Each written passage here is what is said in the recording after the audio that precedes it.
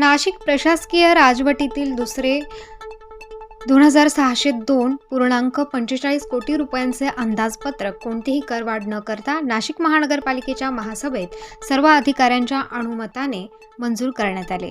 आगामी निवडणुकांच्या पार्श्वभूमीवर महापालिका आयुक्त डॉक्टर अशोक करंजकर यांनी कोणतीही दरवाढ नसलेले सुमारे 2602.45 कोटी रुपयांचे अंदाजपत्रक जाहीर केले। या नव्या आर्थिक वर्षाच्या अंदाजपत्रकात तब्बल 223.21 कोटींची वाढ सुचवण्यात आली असून त्यात जीएसटीचा अधिकचा परतावा, घरपट्टी, मोबाईल टॉवर, बीओटी तत्वातून मिळणारी वाढीव महसुलासह 61.3 कोटी आरंभीच्या शिल्लक रकमेचा समावेश आहे। मनपाच्या स्थायी समितीच्या सभागृहात दिनांक 16 रोजी अंदाजपत्रक स्थायी समितीकडे सादर करण्यात आले। 2023-24च्या मंजूर अर्थसंकल्पानुसार डिसेंबर 2023 पर्यंतच्या 9 महिने कालावधीत प्रत्यक्ष जमा झालेला महसूल व करण्यात आलेल्या खर्चाचा आढावा घेण्यात आला।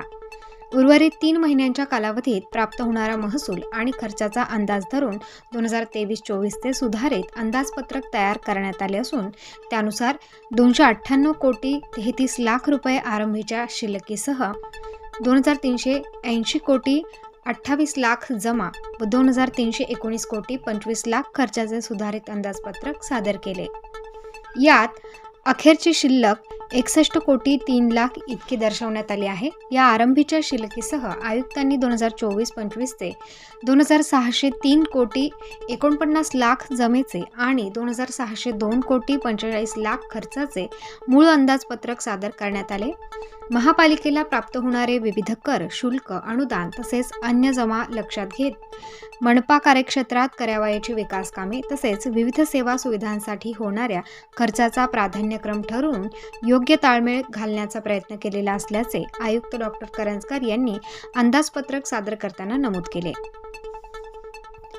यावेळी अतिरिक्त आयुक्त प्रदीप चौधरी, अतिरिक्त आयुक्त स्मिता झगडे, मुख्य लेखा व वित्त अधिकारी दत्तात्रय पाथरूट यांच्यासह सर्व विभाग प्रमुख उपस्थित होते।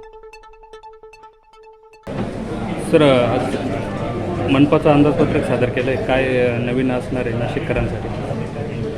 अंदाजपत्रक हे नेहमीप्रमाणेच आहे। मागच्या वर्षीचं अंदाजपत्रक जे आहे ते 1 कोटी शिल्लकीचं होतं। यावर्षीचं अंदाजपत्रक पण सर्वसाधारण 1 कोटी शिल्लकीचंच आहे। यामध्ये नवीन एक आहे की महापालिकेच्या ज्या मालमत्ता आहेत त्याचं बीओटी तत्वावरती विकसित करण्याचा आमचा मानस आहे आणि त्याच्यापुढे आम्हाला 150 कोटी रुपयाचा महसूल अपेक्षित आहे। यानंतर महापालिकेची काही रिकाम्या जागा आहे त्याच्यावरती आम्ही पे अँड पार्क्स योजना आम्ही कार्यान्वित करतो आहे। त्याच्यासाठी आमची जी प्रक्रिया आहे ती आता शेवटच्या टप्प्यामध्ये आहे। या अर्थसंकल्पामध्ये नवीन एक बाब म्हणजे की जे मोबाईलचे जे टॉवर होते ते मोबाईलचे टॉवर यापूर्वी खाजगी मालमत्ता होती असायची आणि त्याच्यामुळं म्हणजे महापालिकेच्या हाती ते मोबाईल टॉवर उभारले गेलेले असूनसुद्धा त्यापूर्वी महापालिकेला असा विशेष असा काही महसूल प्राप्त होत नव्हता।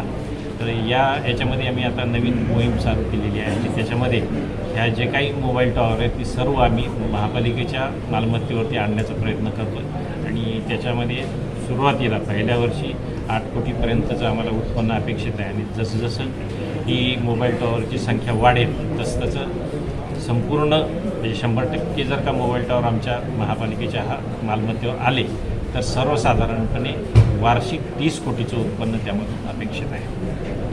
सर, एकूण किती कोटींचं अंदाजपत्रक आहे? 2603 कोटीचं आहे।